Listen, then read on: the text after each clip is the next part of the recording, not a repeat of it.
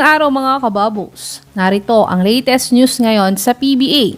Coach Tim Cone hindi makakapunta sa kasal ng anak niya dahil sa gilas duties niya bilang head coach. Converge at Phoenix may trade updates. Barangay Ginebra star player, may bad news na bago.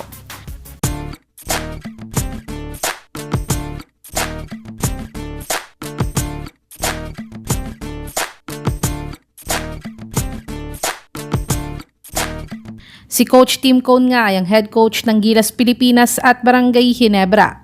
At nang maging head coach nga si Coach Tim ng Gilas Pilipinas, ay naging hectic nga ang mga schedules niya palagi. At lalo na ngayong PBA break na dapat ay nagbabakasyon muna siya. Pero may dalawang tournament nga ang Gilas Pilipinas ngayon. Ang una ngayong fourth window ng 2027 World Cup Asian Qualifiers. At ang pangalawa nga dito ay ang 2026 20th Asian Games. Kaya't ayon nga sources.ph ay magsasakripisyo nga daw si Coach Tim na hindi pumunta sa kasal ng anak niya para sa gilas duties niya bilang head coach.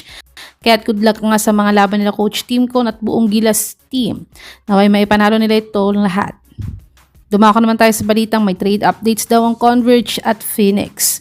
Ang Converge nga ay up and down sa standings ngayong conference. Pero bago nga nila tapusin, ang first round ng Governor's Cup ay nagbaon naman sila ng 2-game winning streak. Samantalang Phoenix Super LPG naman ay number 1 sa standings ng Group B sa umpisa ng conference. Pero tinapos nila ang first round ng may 2-game losing streak at third seed sa Group B.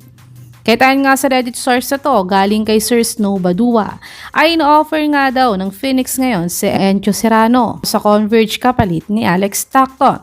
Matatandang matagal ngang nawala si Serrano sa PBA matapos hindi siya pumirma ng extension contract dati sa kanila. At currently, naglalaro siya sa Abra Weavers ngayon sa MPBL. Sa tingin mga kababos, fair trade ba ang Encho Serrano to Alex Stockton trade? Kung matutuloy ito, i-comment niyo na po yan sa baba. Tumungo naman tayo sa balitang may bad news daw ang isang Ginebra star player ngayon. Nasa may last seed nga ang Gin Kings ngayong conference. At ngayong PBA break nga ay ginawa na nga ang standby import na lang ni Coach Tim si Riley Grigsby.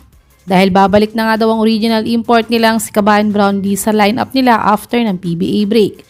Ngunit ayon nga sa Reddit sources.ph ay hindi nga daw dumating si Justin Noypi sa nakaschedule na pagdating niya sa Pilipinas.